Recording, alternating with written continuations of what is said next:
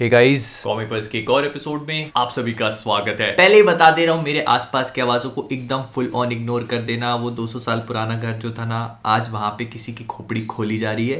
Police को phone करके आऊंगा थोड़ी देर बाद। तो जब से doctor strange multiverse of madness का ट्रेलर देखा है ना, तो सवाल ऐसे मन में लड्डू की तरह फूटे जा रहे हैं। और वैसे तो उनको अलग अलग वीडियोस में हम लोग कवर कर रहे हैं, लेकिन आज वाला वीडियो थोड़ा ज्यादा स्पेशल है, क्योंकि आज वाले वीडियो में हम लोग मार्वल सिनेमैटिक यूनिवर्स में जो जादू है ना, नहीं ये वाला नहीं, मैजिक, जादू टोना, उसके बारे में बात करेंगे। तो कॉमिक बस से मैं हूं मोहित, और आज हम लोग बात करने वाले हैं इस बारे में कि आखिरकार केओस मैजिक होता क्या है, और क्या doctor strange multiverse of madness में डॉक्टर स्ट्रेंज केओस मैजिक का यूज करने वाले हैं। तो बिना किसी का चुकंदर काट के दिमाग में भूसा भरे, चलिए शुरू करते हैं।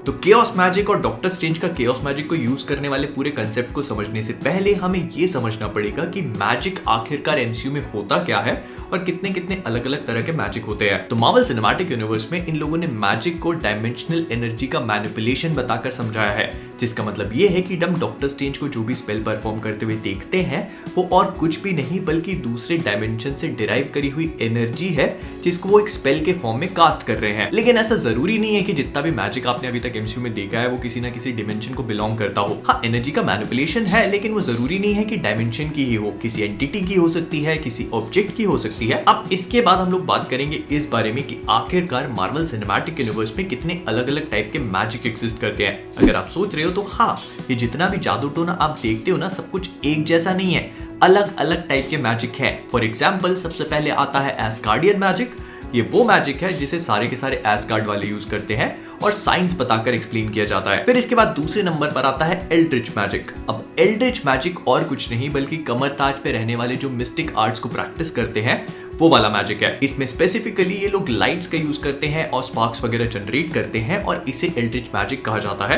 फिर इसके बाद आता है डार्क मैजिक, या फिर मुझे यूं कहना चाहिए कि डार्क डिमेंशन का मैजिक। अब इस वाले डायमेंशन में डोरमामू एग्जिस्ट करता है, और हमने डॉक्टर स्ट्रेंज 1 में देखा था कि जो एंशिएंट वन थी वो इसी डायमेंशन से एनर्जी को बोरो करके अपनी लाइफ को प्रोलॉन्ग कर रही थी। और हाँ, ये सारे के सारे जो मैजिक है इनको मार्वल सिनेमैटिक यूनिवर्स में बेटर डिफाइन करने के लिए अलग अलग कलर कोडिंग दी गई है। जैसे वांडा का रेड कलर का केओस मैजिक है, उसके बाद एल्ड्रिच मैजिक ऑरेंज कलर का है, उसके बाद एस्गार्डियन मैजिक थोड़ा सा येलो कलर का है, फिर डार्क मैजिक जो डार्क डिमेंशन से ड्राइव होता है वो पर्पल कलर का है, और आखिरी में लोकी का मैजिक आता है जो इनमें से किसी कैटेगरी में फॉल नहीं करता, वो ग्रीन कलर का है। और केओस मैजिक से मुझे याद आया कि वांडा का केओस मैजिक एकदम बढ़िया लाल रंग का होता है ना, जैसा वैसी मेरी लाल रंग की हुडी है।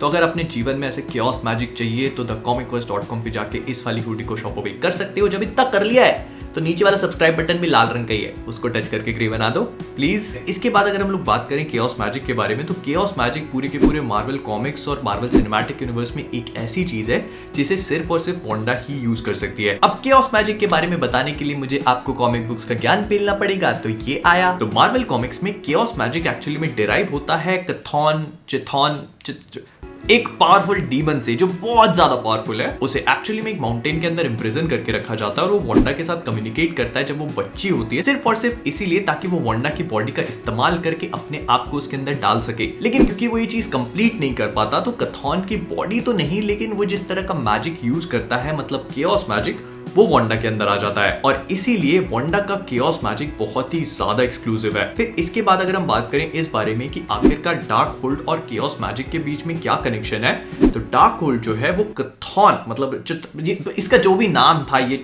चथॉन, इसी से लिंक्ड, और ऐसा कहा जाता है कि ये बुक उसके अर्थ पे रिटर्न करने का एक रास्ता है। उसमें ऐसे स्पेल्स वगैरह लिखे हुए हैं जो बताएंगे कि कथॉन को वापस कैसे लाना है। इनफैक्ट इस पूरी की पूरी डार्क होल्ड को कथॉन ही पावर करता है, मतलब जो भी डार्क होल्ड के स्पेल का इस्तेमाल किया जाता है वो सारे के सारे स्पेल्स कथॉन से ही निकल के आते हैं, उनकी एनर्जी उसी से निकल के आती है।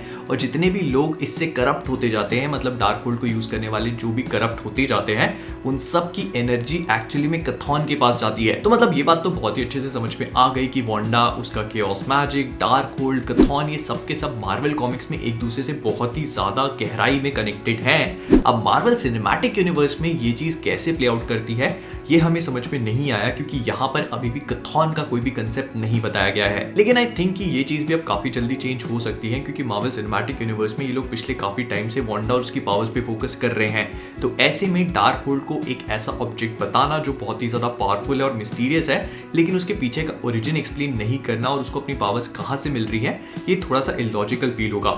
और क्योंकि ये लोग अब शूमा गोराथ और पावरफुल एंटिटीज को अपने सिनेमैटिक यूनिवर्स में लेकर आ ही रहे हैं, तो ऐसे में कथॉन को इंट्रोड्यूस करना भी कोई मुश्किल काम नहीं होगा। लेकिन इसके बाद अगर हम लोग बात करें इस पूरे सीन के बारे में जो हमने ट्रेलर में देखा था, जहां पर डॉक्टर स्ट्रेंज केओस मैजिक का यूज कर रहे हैं, तो ये चीज काफी ज्यादा कंफ्यूजिंग है, क्योंकि अभी तक हमने इस पूरे वीडियो में जितनी भी चीजें देखी और समझी हैं, तो उस हिसाब से वांडा का केओस मैजिक सिर्फ और सिर्फ वही यूज कर सकती है और कोई भी नहीं।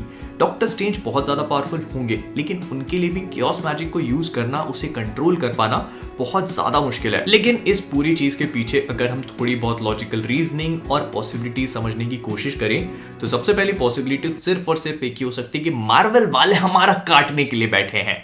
ये इस पूरे सीन में ऐसा हो सकता है कि डॉक्टर स्ट्रेंज और कुछ भी नहीं बल्कि अपनी शक्तियों का इस्तेमाल कर रहे हो, लेकिन क्योंकि हमारा काटना है तो इसको लाल करके केओस मैजिक दिखा दिया। फिर इसके बाद दूसरी पॉसिबिलिटी ये आती है कि यहाँ पर डॉक्टर स्ट्रेंज एक्चुअली में डार्क होल्ड की किताब का इस्तेमाल करके उसके अंदर जो केओस मैजिक है उसको साइफन ऑफ कर रहे हो और इस स्पेल को परफॉर्म कर रहे हो। उसके बाद तीसरी पॉसिबिलिटी मुझे ये लगती है कि ये बंदा एक्चुअली में हमारे डॉक्टर साहब है ही नहीं, मतलब हमारी जो डॉक्टर स्ट्रेंज हम इतने टाइम से देखते आ रहे हैं ये वो नहीं है, बल्कि डॉक्टर लसन स्ट्रेंज है जो हमने इस पूरे ट्रेलर के आखिरी में देखा था, वो जिसको खून की कमी थी ना, हाँ वही वाला। मार्वल वालों ने बस हमारा काटने के लिए यहाँ पे इस वाले डॉक्टर स्ट्रेंज को लगा दिया ताकि हमको लगे कि अच्छे वाले doctor strange chaos magic use कर रहे हैं भाई, जो चीज अगर सेंसिबली सोची जाए तो हो भी सकती है, क्योंकि हमने देखा था व्हाट इफ के एपिसोड में कि डॉक्टर लसन स्ट्रेंज अपनी जान तक का जोर लगा लेते हैं और दुनिया जमाने की एंटिटीज को अपने अंदर आत्मसात कर लेते हैं सिर्फ और सिर्फ अपनी क्रिस्टीन पामर को जिंदा करने के लिए। तो मे बी ऐसा हो सकता है कि इस सीन में डॉक्टर लसन स्ट्रेंज हो जो डार्क होल्ड का इस्तेमाल करके जो उन्हें करना है वो करने की कोशिश कर रहे हो। और अगर आप इस स्पेल पे थोड़ा सा ध्यान दोगे ना, तो यहाँ पर आपको अलग अलग अर्थ्स एक दूसरे से कनेक्टेड नजर आ रही हैं। तो मे बी ये जितनी अलग अलग अर्थ्स हैं ये अलग अलग रियलिटीज को सिग्निफाई कर रही हूँ और यहाँ पर डॉक्टर स्ट्रेंज अपने दूसरे वेरिएंट्स को ढूंढने की कोशिश कर रहे हैं। तो कुल मिलाकर मैं बस इतना बोलना चाहता हूँ कि ये जो पूरा स्पेल हमने देखा है ये केओस मैजिक जैसा नजर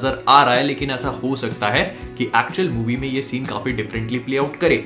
हो सकता है कि यहाँ पर केओस मैजिक की जगह एल्ड्रिच मैजिक हो, या फिर ऐसा भी हो सकता है कि यहाँ पर डॉक्टर स्ट्रेंज की बजाय डॉक्टर लसन स्ट्रेंज हो जो केओस मैजिक तो परफॉर्म कर रहे हैं लेकिन उनके अंदर केओस मैजिक नहीं है, वो डार्क होल्ड का इस्तेमाल करके उसे परफॉर्म कर रहे हो और ऐसा करने के लिए उन्होंने बहुत बड़े बड़े सैक्रिफाइसेस किए हो। तो इसके अलावा अगर ऐसी कोई भी चीज हो जो आपको समझ में ना आई हो या आपकी कुछ अलग थ्योरीज हैं जो आपको लगता है कि मेक सेंस करती हैं, इस पूरे सीन में फिट हो जाती हैं, तो मुझे कमेंट्स में बताना मत भूलना। तो विद दैट बीइंग सेड हम लोग इस वीडियो को यहीं पे रैप अप करेंगे। अगर आपको वीडियो पसंद आया हो तो प्लीज इसको लाइक और शेयर करिएगा। फिर इसके बाद अगर आप सभी लोग कॉमिक वर्स पे नए हैं तो वो नीचे वाला सब्सक्राइब बटन मेरी हुडी और पीछे वाली लाइट की तरह लाल रंग का दिख रहा होगा वंडा के केओस मैजिक जैसा, तो उस पे अपना जादू दिखाइए और उसको लाल से ग्रे बनाइए। तो जाने से पहले कॉमिक वर्स से मैं हूं मोहित और आप सभी लोग एज ऑलवेज कीपिंग ऑसम। नाम से कितना प्यारा है बबलू, पुकारने से ही प्यार आ जाए किसी को। हैप्पी, विक्की, डिक्की नामों के चर्चित होने से पहले पप्पू और बबलू ही प्यारे नाम माने जाते थे, मगर जब बबलू अपराध की दुनिया में चला जाए तो बहुत से भोले बबलुओं का नुकसान कर जाता है। पढ़ने लिखने वाले बबलू लोगों से मिलने जुलने वाली तस्वीरें देखकर लगता है कि बबलू कितना प्यारा है। 24 जुलाई को बबलू भागा, कितना भाग रहा है भगवान जी ही जाने। पुलिस के आगे बबलू, बबलू के पीछे पुलिस, बबलू बबलू बबलू बबलू भाग गया है देखो बबलू। जैसे बबलू खेल रहा हो अक्कड़ बक्कड़ बॉम्बे भो, 80 90 पूरे 100 में लगा धागा, बबलू निकल कर भागा।